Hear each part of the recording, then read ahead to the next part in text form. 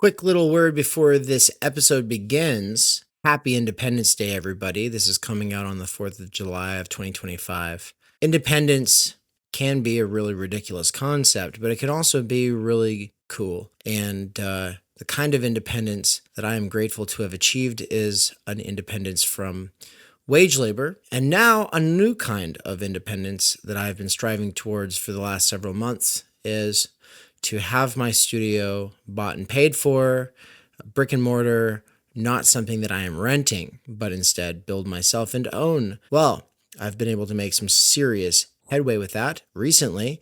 I've put in a road, officially have cleared the ground for the studio, and it's coming along. I've already gotten quite a few donations. We are 2/5 of the way there. So if you would like to donate to help the cause, the Zelle account that you can see here shared via QR code on screen, that is the way to make a contribution. Thank you very much. And I hope that you get whatever kind of independence you need this Independence Day. Happy 4th, everybody. And hope you enjoy hearing us rant. This is basically just us fighting the comment section kind of episode, but it's fun. I don't know. We get our jouissance from it, and like to do this from time to time. So yeah, have fun, everybody. Take care. Enjoy your holiday.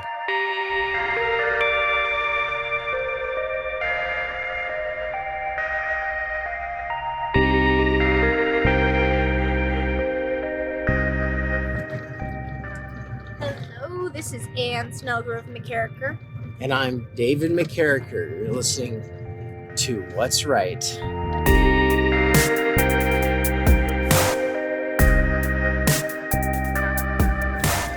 All right, read the comment. Okay, y'all, for some context here, we had a little episode and it was very fun. We were getting some stuff off our mind. We were ranting a little bit. We were just talking about, I don't know, I don't want to just say the importance of people needing to have children, but I think we were talking more about, like, what a culture, like, what it means to take the future seriously and having kids as part of this project of taking the future seriously. And one or both of us said something about, like, Disney adults. And anyways, we got a little bit of flack from some nasty comments. One thing those comments couldn't seem to figure out was that there's a big difference between saying your life is worthless and you're a fucking piece of shit if you don't have kids, which is what they seem to think we were saying, and saying, hey, the overwhelming majority, most people need to have kids to have a meaningful life, and that's a good thing, actually, and it shouldn't be discouraged. And also the people who don't need it should be, if insofar as they're doing social theory or ethics, keeping in mind the fact that that is a part of the good life. And then I'm going to just go ahead and qualify that right now with duh. Anyway, all right, so that, but you know, if they took it the wrong way, right. And I think a few of these people were probably just hate watchers who've been following the channel for quite some time, and we finally flushed them out into the open because they never ever said anything up until that moment, and then they were like, oh, they're so far gone now, do you see how reactionary they are? And it's like, yeah, we do react to the things in our lives, but we also put a positive spin on it. And the last thing I want to say about those people, you won't find those comments. I deleted them because I don't consider the comment section to be an agora or anything that approximates it. The comment section is just a place where people get to put up their little signposts, and it's our lawn, and we're not going to let you put any old signpost you want on our lawn. We'll let you put some, and some degree of critique is always welcome, but when you're just talking about us amongst yourselves, probably I don't like that. And then and then when you're doing it in like this way where I'm like, who the hell are you again? And what? Oh, I'm sorry, why do we care? And why would I want the third person to see this? No, absolutely not. Bye-bye. And I did as Stalin would, and poofed you. into the ether. Yep, that's what happens. And so I think we are not. It is a rare occasion when we want to respond to comments, but I think the fact that there's a handful of people that are like super triggered by us talking about having babies and kids and family and being in the world as it relates to have like family building and generation building. We're not saying everyone needs to have kids, like Dave said. We're not saying that you suck if you don't have kids. There's a lot of really good reasons why people don't have kids, and we love a lot of people in our lives who have chosen very deliberately not to have kids, who cannot have kids, but kids are cool. And so, like, I think because it's such a triggering topic, we want to come in and, I don't know, we're not trying to trigger anyone. No, I mean, those people are already gone. They're gone. But I think it's just some, like, points of clarification on what we mean and some elaboration, because we're not trying to dunk on people, but I think this just points to an overall cultural problem, a very consumerist, individualist-minded culture that we're living in, that, like, the people that are so afflicted by that ideology, who are so in it, can't even take critique of that. Maybe being a Disney adult, and by Disney adult, I mean, like, you're a grown-ass adult with grown-ass kids, and you go to Disneyland 10 times a year, and you don't even live there. Well, guys, there's literally someone in my life like that. They're, like, listen, they're older, their kids are in their 20s, 30s, whatever, but it's like, go to Europe, go to Thailand. Why are you going to Disneyland literally 10 times a year, every freaking month, dressing up? It's just like, and if that's judgmental, sure, but we can look at it from all these different perspectives and say, like, that's objectively not necessarily the best way to be spending your time, your dollars. No, it's not a future. Building yourself up to be a better person. Disneyland has not changed in the last, like, go once a year, go once every 5 years. 10 times in a year? Come on, get a life. Yeah, no, this person's gonna say something about Disney adults. And so Anne will read this comment off, but I also will come in and do what I have done multiple times elsewhere for anyone who hasn't already heard me do this, which is I take the Baudrillardian idea of Disneyland just existing so that people think that the rest of the United States is not Disneyland, and say the same thing is true with Disney adults. Disney adults exist so that everyone else with all of their other individualist consumer hobbies can feel like they aren't themselves Disney adults. You could do the same thing with furries or trans or incels.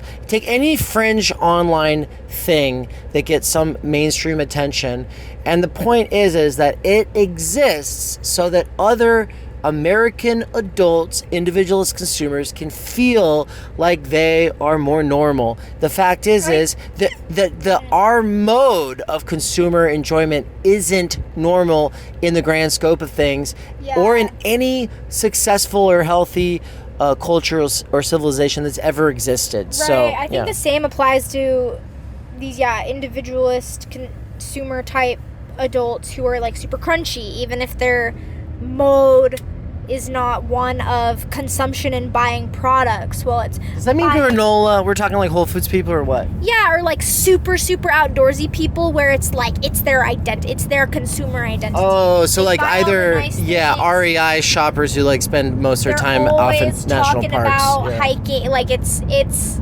not a way of life, it's a mode of consumption. Does it include people who spend a lot of time at the farmer's market but aren't constantly camping? Is that also crunchy people?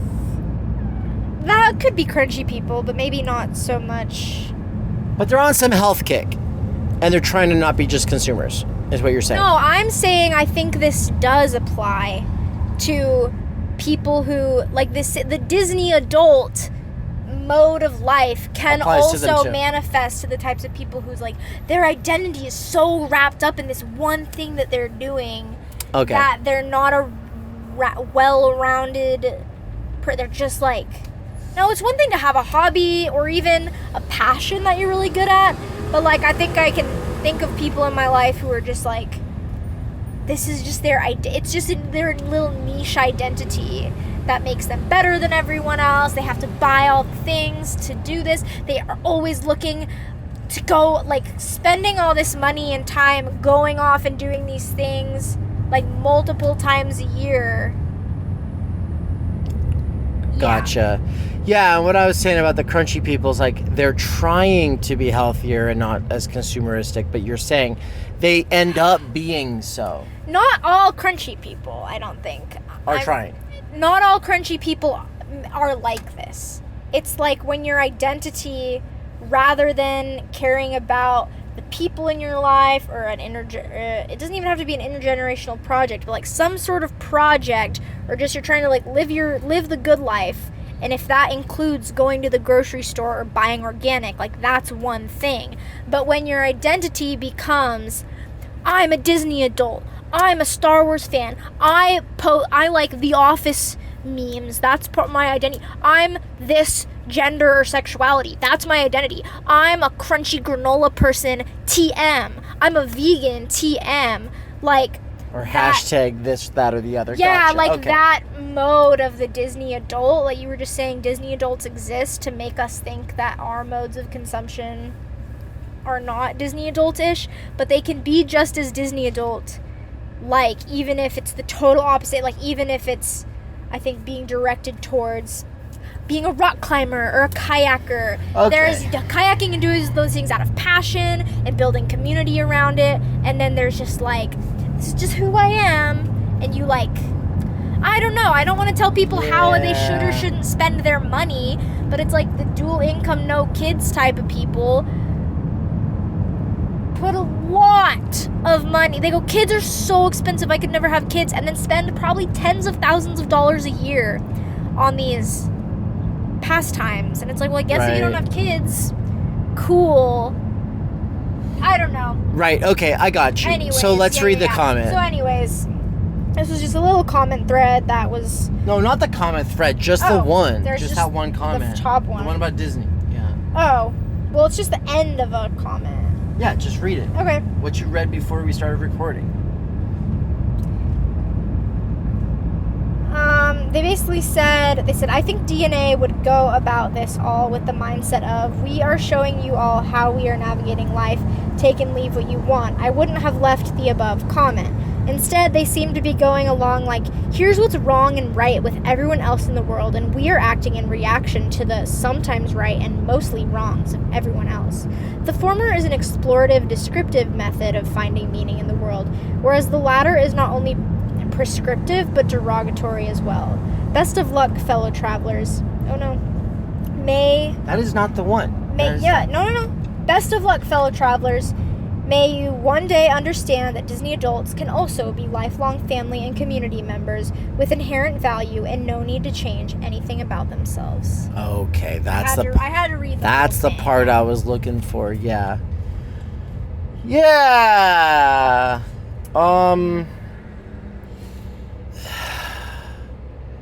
Yeah, may we someday come to see that Disney adults can be hashtag valid.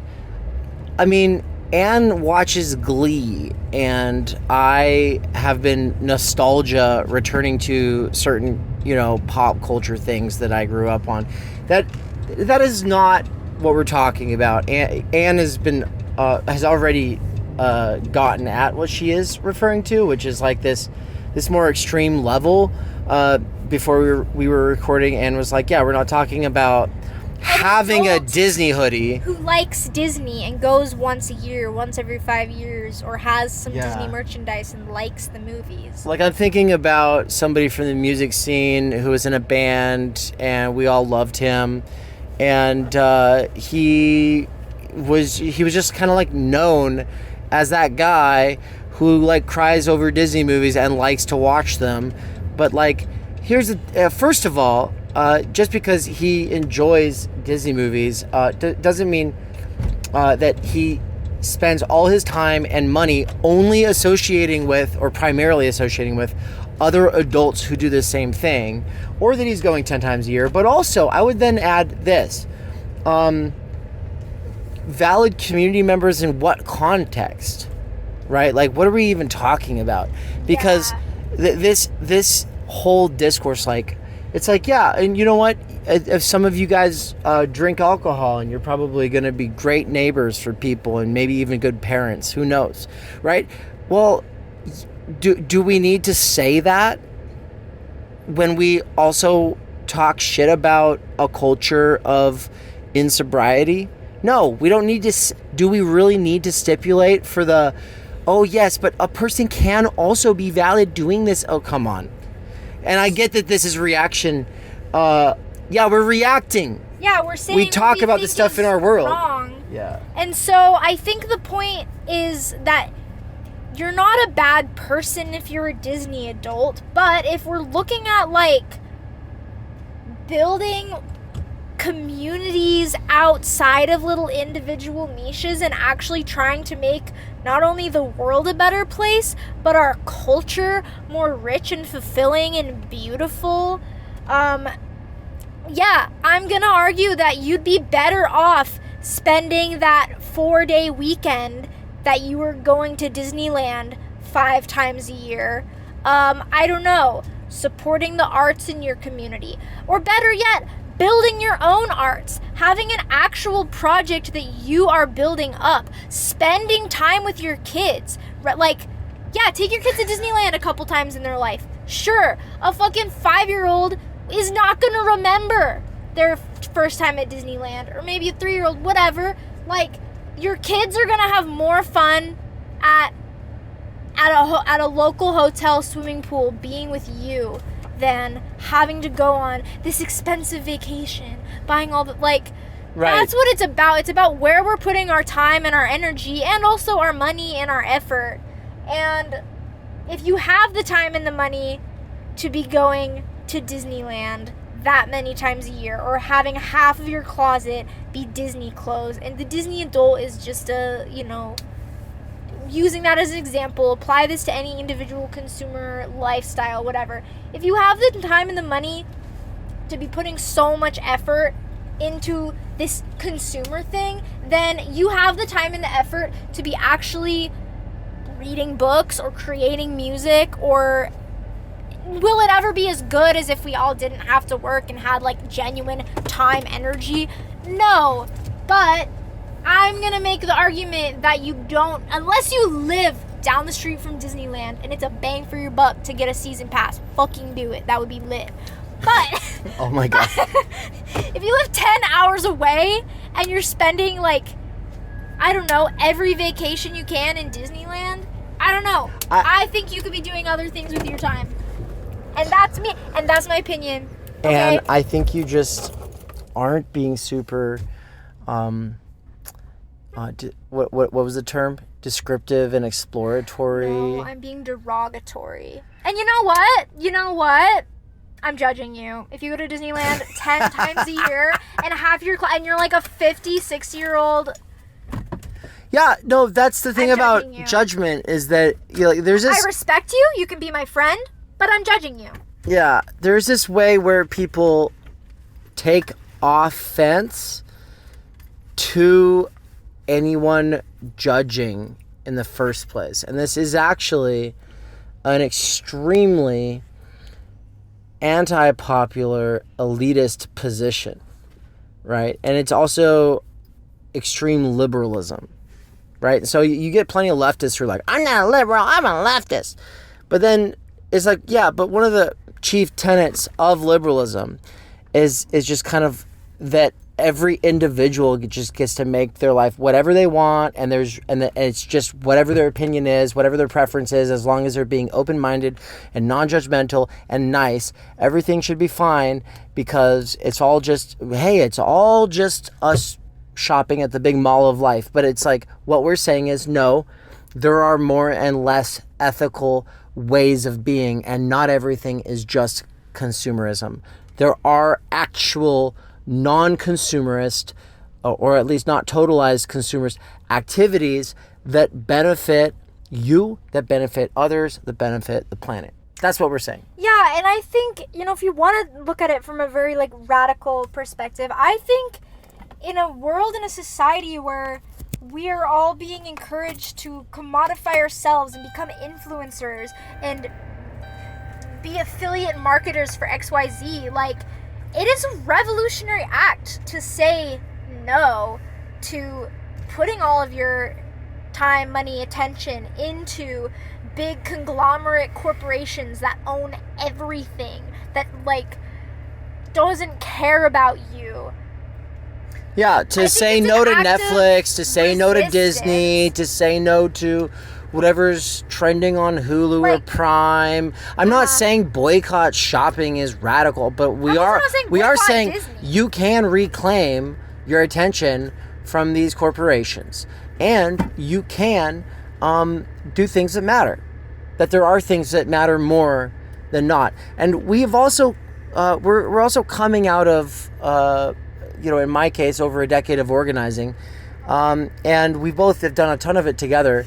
And it's quite common for people to be like, oh yeah, well, I would love to, I just can't because, and then what they do is some boring tourist shit. And it's almost like they have like this idea that because they're part of this consumer culture, they just have to do it. Maybe it's because their family's doing it, but they're not. Like, this is one of those times where it's like you're doing something with your family, but it's not in a way that's actually building those relationships, right? You can go be places with your family, but it's not genuine solicitude. And so, yeah, it's not a question of with or without family. It's a question of what and why with or without family. But we're in the car again, and we're gonna go in and grab a couple things at the store. So the last thing I want to say is that I think we can all agree that we're living in a really messed up, broken culture. I mean, Dave and I are going to do an episode here soon about, there was just basically a shooting of firefighters here in the town that we're living in, Coeur d'Alene, Idaho, where a 20-year-old boy started a fire for the sole purpose that he could ambush the firefighters. There's going to be the side that says, oh, this is a gun problem. There's going to be the side that says, oh, this is a mental health problem.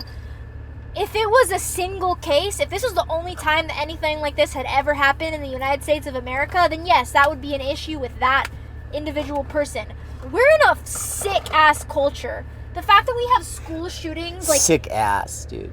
Not sick-ass. We're in a sick and twisted culture to the point where people that young have totally given up, are spiraling out, are alone, are so empty that, like, we have school shootings, every fucking other week? Anyways, that's a whole episode.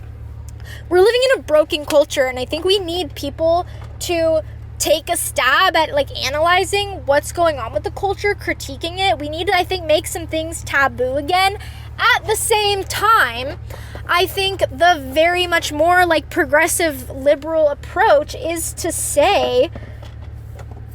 be able to critique and even judge and say, I think this is right, I think this is wrong, I disagree with you, but to still embrace the other person, to still respect them. And I know that we're both cursing and we've got heat in our voices because I'm just really tired of, like, people who go, oh, Dave and Ann, they're so reactionary now. Oh, actually, people who don't have kids, man, it's like, shut the fuck up. Please. Like, we're trying to talk about what we think would make our culture better. If you think you have an idea of what would make our culture better, please join the conversation. Please don't. Go start your own. Well, that's okay. Start your own conversation, but join this, like, broader, I think, project that we all need to take on as people of, like, why are there school shootings? Why is everyone in America fat and unhealthy and dying of cancer? Like, there's these real issues. Oh, they're just differently abled, and you just need to accept that. There's a difference between accepting the person and the broader thing. You know, it's the... Hate the sin, love the sinner. Listen. Yep, stole it. I sound very heated, and I want to bring it down because this Disney adult that I've been referring to was one of my favorite teachers in high school, okay?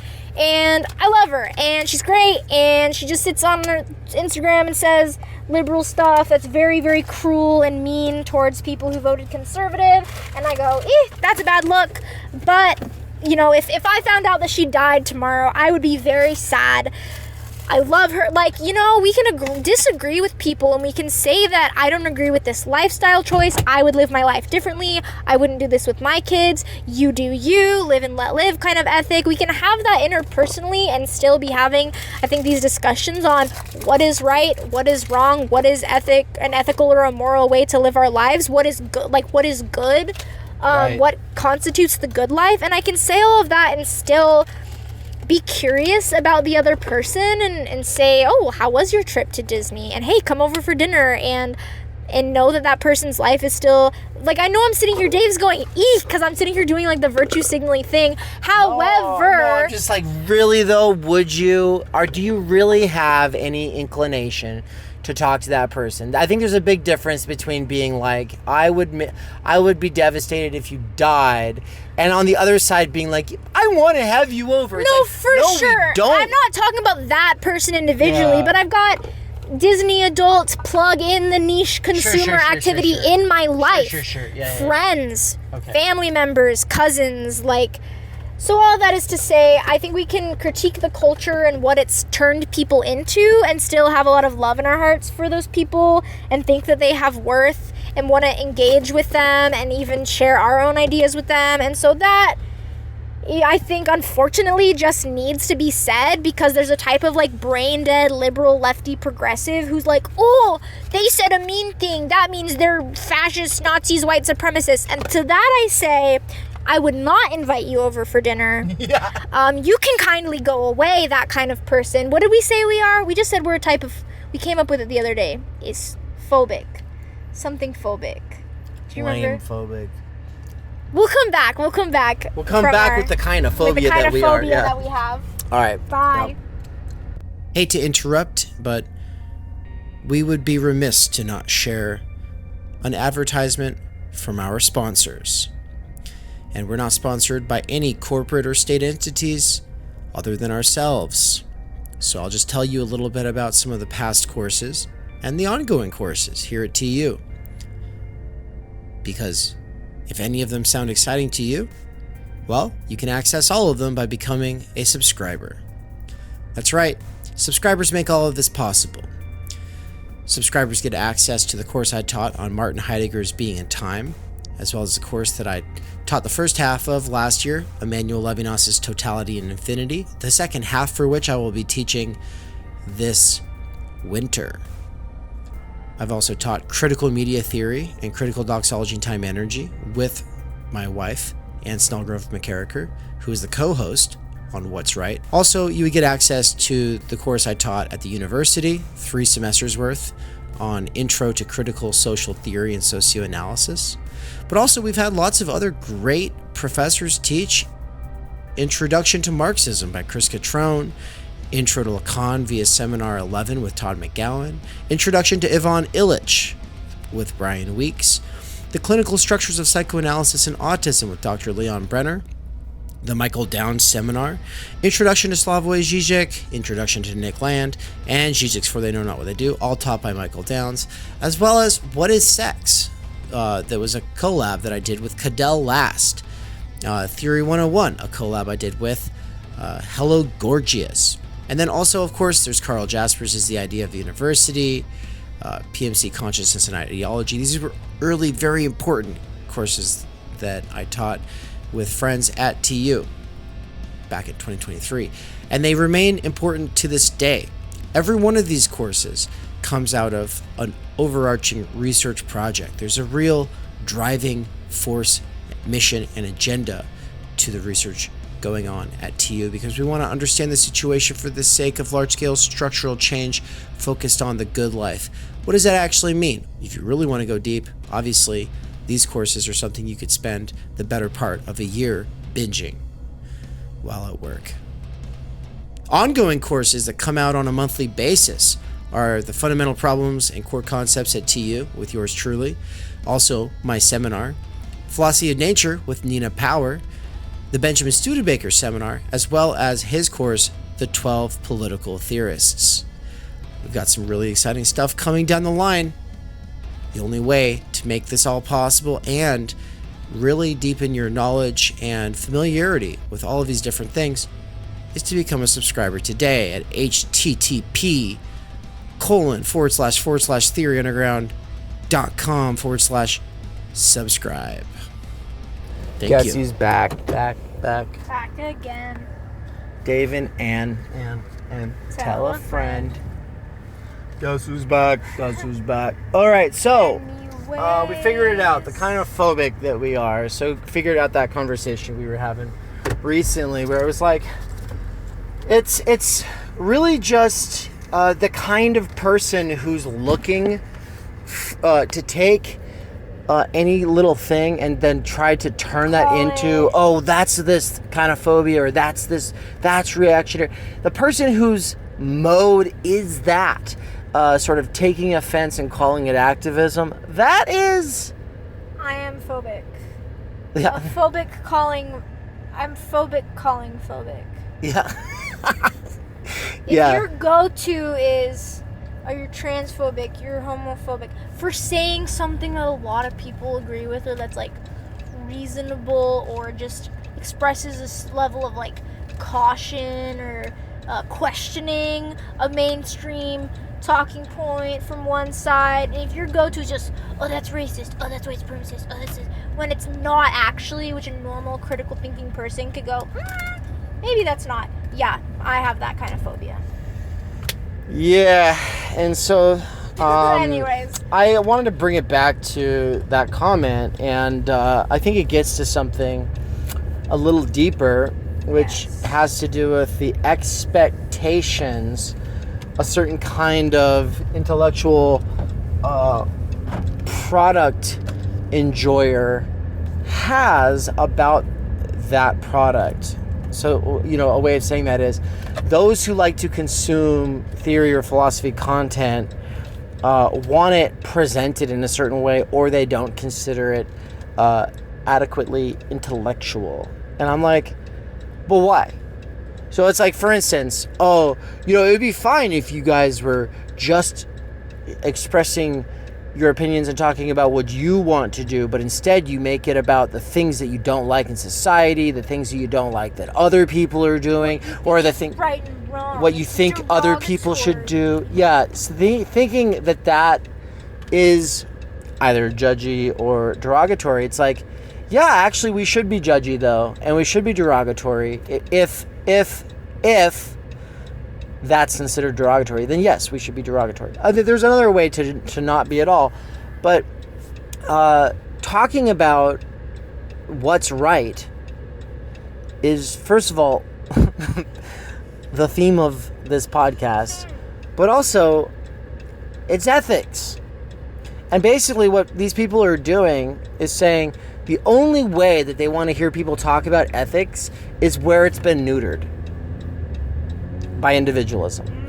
They're saying we only want to hear a neutered ethics that has been completely sterilized of any personal investment, or and this is where you end up in classrooms with people who spend their whole life dusting off the old syllabus and then teaching quote unquote ethics, and what they mean is oh, well, if you were on a life raft and you guys were all starving to death, who would you eat first? And is that okay to have that conversation? Oh, if a Nazi came to your door, right? It's always these like weird hypotheticals instead of like what people are actually doing in our actual worlds. Yeah. Yeah, and I think if we want to, whether it's make America great again, or make America healthy again, or make society more just and equitable, like whatever the end goal might be, having a decent, clean, safe, healthy, fair, kind, fill in your desired adjective, place to live, to be in community with other people, to raise children, to have pets, to enjoy the world around you. There needs to be conversations of, okay, well, what should and should not be done in that society? What ought we do? What ought not? What is to be done? What is not to, we can do all this with talking foreign policy, but then when it comes to people's like individual choices, I think there's a tendency to just blame everything. Oh, it's all the system's fault without any individual responsibility for the way that we live our life. And we can say, oh, live and let live. You do you, I'll do me. But, and this comes back to, I think, a couple years ago, it was like coming off the end of our honeymoon, and I had gotten the book San Francisco by, what's his name? Michael Schellenberger, I think. From a bookstore right before we left on our honeymoon, so we were both kind of reading it in the car. At West Bank or Left Bank? I think it was at Powell's. Is that the one in Portland? Yeah, it's the big cool bookstore at Powell's. Yeah, it's Powell's. Yeah, if you're in the Pacific Northwest, if you're in Portland, it's a big bookstore.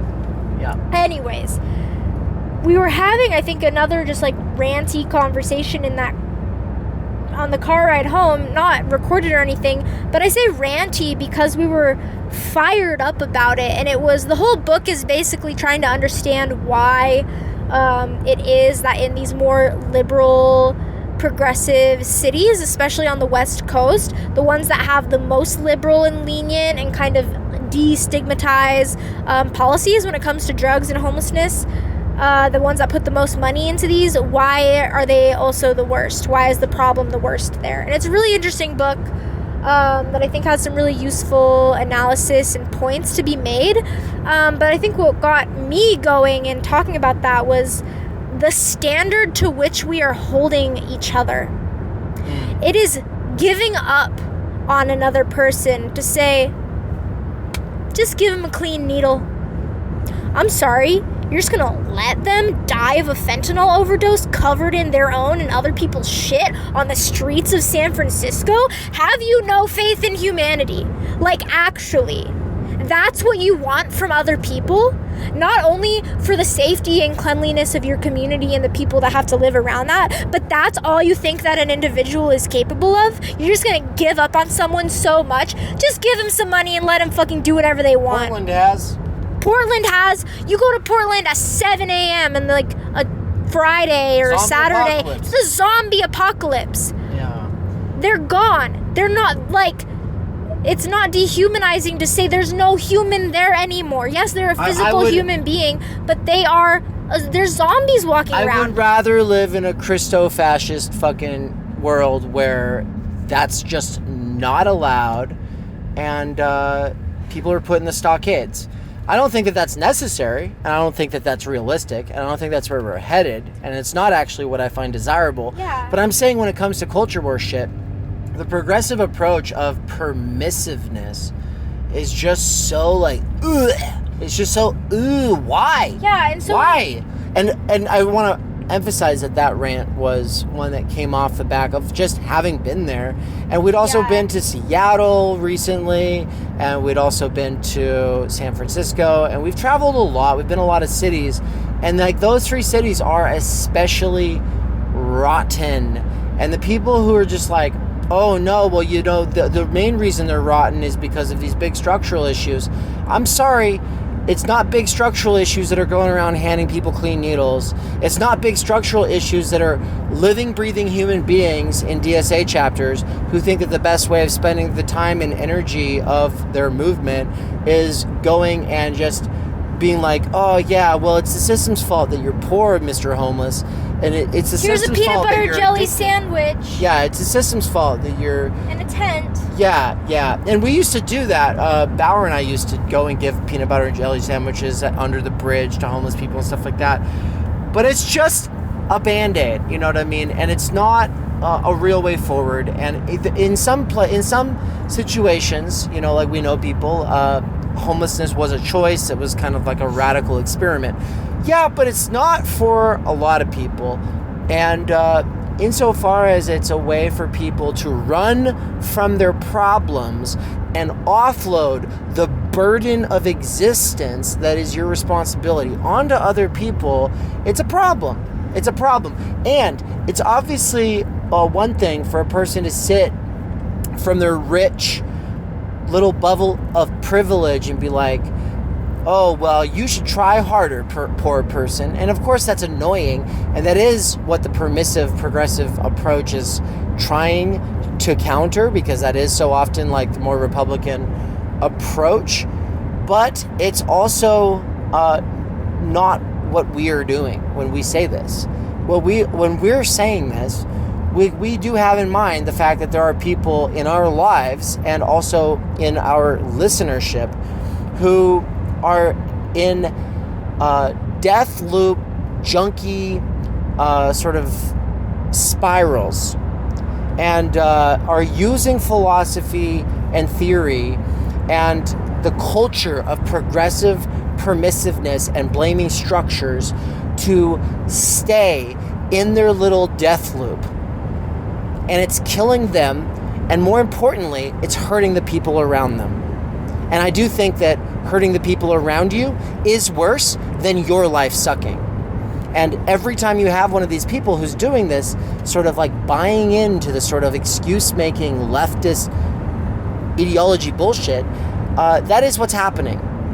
They are making other people's lives worse by not taking some personal responsibility.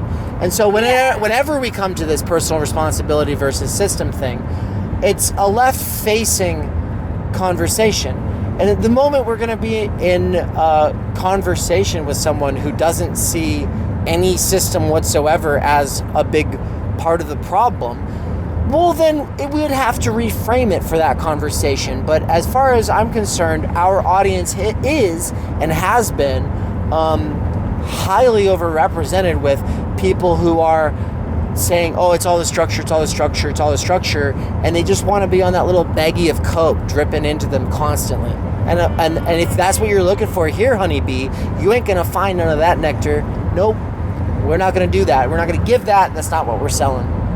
Yeah, and at the point that you want to address, for example, homelessness and drug epidemics in a large city with some sort of organization, or whether it's through the government or whatever, well, I think the approach needs to be more conservative in the sense that it's going to hold you to a higher standard. We'll help. Let's get you back on your feet.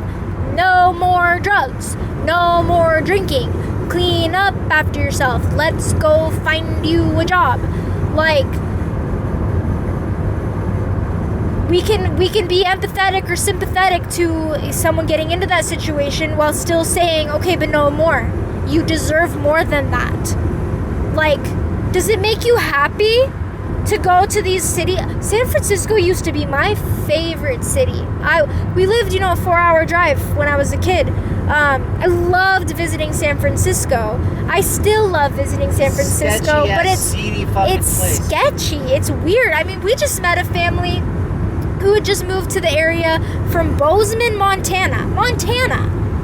Friggin' like wife and kids being chased down by people in the street in broad daylight, walking to swim practice. Stalked by drug cartels, yeah. Yeah, that's not, whether for kids or just women's safety or whatever, that's not like a pleasant way to have a society, to have a city, to have a community.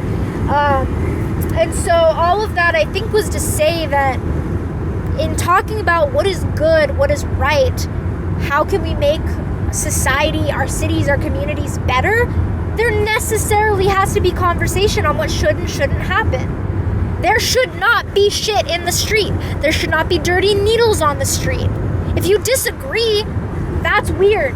That's weird if you think that's okay. That's a you problem, yeah. Yeah, and if you think, and I think some of these people really do think that in the sort of like, oh, well, the history of the West is a history of slavery and white supremacy, and this whole system is already an empire in decline, and it's all doomed to fail, and it's all been only benefits or benefiting a few off the backs of the toiling BIPOC masses, and the third world. Look, I'm gonna be the first person to say, well, yeah, in part. But also, you are zooming way the hell out and skipping a lot in that sort of I almost said gerrymandering, cherry picking approach. Yeah. Right, and you're missing a lot, and in part assuming a lot in terms of not just the past and a specific interpretation of history, but also the direction that we're headed. The assumption that it all just has to fall apart before something new can take its place. It's like and this is one of the big issues with the word left when people want to try to do this historical European left as opposed to American left. To be like, oh, well, that's not really left. What I mean by left is... And then, of course, like, they're hailing to the French Revolution, and it's just like, yeah, but this idea that it's just like, oh, well, the old systems suck, therefore, tear it down, what comes will be better. And then, of course, it's never better. And then you go, oh, well, that was because of the bad guys. That was because of the reaction. And it's like, oh, you mean like the predictable... obvious reaction that is also justified and obviously going to succeed and repeatedly and never go away, so long as you keep assuming that you can just do without the trade-offs of institutions within societies, and the fact that those trade-offs are just a part of life, right? And that's what we're actually getting at, is like when you have people who are doing this sort of ideological perfectionist approach, where perfection becomes the enemy of the good, right? Where they're taking certain virtues in isolation from other ones. The certain virtues become mutually exclusive to all other virtues. And, for instance, the virtue of charity, or even the virtue of, if we can call it that, egalitarianism, right? Is it a virtue? Well, if it is, it would only be when in operation with a bunch of other virtues. But when you take it as like a sole principle with maybe a couple of other uber left-coded virtues, and then you just, this is good and everything that's not this is bad, yeah, well, it's a recipe for not only disaster, but also just like suicide for your movement. I think that makes us salty, because we want large-scale structural change, and the kinds of people who come in doing this, that fucking weirdo X, Y, or Z thing, that can be valid too, and maybe one day you will learn that that's a valid thing. It's just like, whatever, dude, everything's valid, but also, if you think that any consumer, individualist, tourist activity existing today in yourself or in your peers is something that is a genuine way forward for large-scale structural change, okay, I don't know what to tell you, but I'm just not convinced that anyone, including us, are currently doing what needs to be done. And the whole point is to develop ideals and then cultivate conditions that make it so that we could make the world a better place, right? Like, this is the someone asked recently on the community post on the YouTube channel. They said, so what are your goals? What is the challenge to which you have set yourself, Dave? And I was like, to understand the situation and be able to do something about it, right? That is always the goal of anything remotely close to critical theory. And the point is not just, deconstruct a little bit of American common sense so that you can then buy into the ideology of your grandparents or your leftist elders, same thing, but is rather to realize that they were wrong about a lot, and that there are no existing movements, organizations, or ideologies that really get to the heart of the situation or pave a way out, and that we actually have to do that trailblazing ourselves, but in a constant sort of iterative back and forth between theory and practice. And that the theory, if it's not coming from our lived experience and things that actually set us off, like people dinking around, acting like it's radical, and they're so inclusive, then that theory is going to be bullshit. It actually has to springboard off of your life. So if theory is not, in some sense, taking what you're actually faced with, and then thinking about it, and then going back to your life, and if it's not somehow changing the things that you do in reality, and the kinds of people you associate with in reality, and the kinds of ideals approximating goals that you use to coordinate with other people, if it's not informing your lived life that way, it's just dead letters, and the kind of cope that allows you to keep going to work and then playing video games and thinking that some group of people meeting somewhere doing politics, thinking they're doing politics, is going to be the way out of this hellhole. It's not. So quit dinking around. Quit dinking around. Time to take your own life seriously, whatever that might look like. For us, that means becoming more family-centric oriented in a very real sense, that we want to have kids, that we want to be intergenerational. That's not going to be the case for everybody. It's like every conservative has to say this. We don't identify as conservative, but you gotta say we're not saying everyone needs to have kids, but people do. But the future and society that we would like to live in is one that is a lot more family oriented and family centric, and cares about mothers and fathers and children, and protecting children in all senses of the word, and protecting the future in all senses of the word, and protecting our planet in all senses of the word. That's the kind of future that we want to live in, the one that really cultivates and creates the good life. Most people in society have had kids and families and desire to do art and music and have a beautiful culture, and now instead we go to work 40 hours a week and then go to Disneyland on the weekends, and that's kind of lame, in my opinion. And to that end, we want to talk about soul soil cycles, and nature, nurture, and natality, and T3 institutions, and how all those things relate. But let's leave that as a bit of a teaser. I've got a video essay. Anne saw the first part of it last week, the first half of it. I'm hoping to get it posted next week. I've got a bunch of changes, little edits that I have to make. And I just want to get it done, but there's still some things that have to get finished. So she'll hopefully be finishing the second half of it here in the next couple days. But the video essay is all about that, basically. Soul-soil cycles. What does it mean for souls and soils to be cultivated in cycles that nurture nature and natality? What does that mean? And what would it mean for that to be done in an intergenerational way that builds T3 institutions, which is to say where people will have the time, energy to discover and cultivate their talents under tutelage? That's what we're talking about, and that's what we care about, and that's what's right. So get with it or get out. That's all. Or get out. Yeah. Get with it or get out. I said or get out.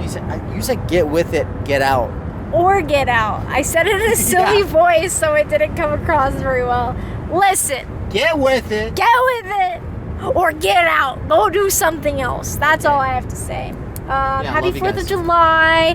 Thanks. And I hope you enjoyed how I turned this off. Pew, pew, pew. Pew, pew, pew. Okay, bye. Subscribers get access to all past courses at Theory Underground, as well as ongoing courses taught by David McKerracher, Benjamin Studebaker, and Nina Power. Subscribers also get access to monthly research seminars, and the higher tiers of involvement unlock discussions and one-on-one small group tutelage. So if you're like me and you're never a huge bookish kind of person,